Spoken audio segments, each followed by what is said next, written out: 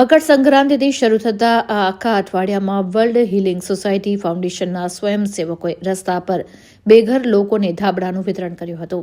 આ તેમનો 12મો વાર્ષિક નાઇટ આઉટ ઓફ નીડી કાર્યક્રમ છે, જેમાં દર શિયાળામાં WHSFના સ્વયંસેવકો જરૂરિયાતમંદોને ગરમ ધાબળાનું દાન કરે છે. આ વર્ષે એમિકસ ઇન્ટરનેશનલ સ્કૂલથી ઇવેન્ટ શરૂ થઈ હતી, જ્યાં કિન્ડરગાર્ટનથી લઈને 12મા ધોરણ સુધીના વિદ્યાર્થીઓએ 7,000 કિલો અનાજ એકત્રિત કર્યું હતું. આ અનાજ શાળાના આચાર્ય ડોક્ટર હેમા અભિરૂપ દ્વારા વર્લ્ડ હીલિંગ સોસાયટી ફાઉન્ડેશનને અર્પણ કરવામાં આવ્યું હતું.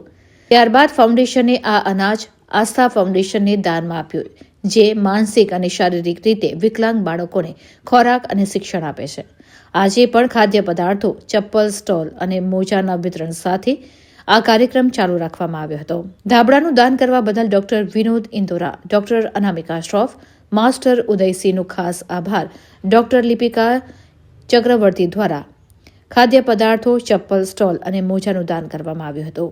છેલ્લે ડોક્ટર અર્પિતા ચેટર્જી, સૌરભ સુમન, બેબી અનિશા ચેટર્જી, સુમન, ડોલી પવાર, ડોક્ટર શની, ડોક્ટર સુપ્રિયા અને સ્વરૂપનો ઉલ્લેખ કરવો જરૂરી છે, જેમણે આખા અઠવાડિયાના કાર્યક્રમને શક્ય બનાવ્યો.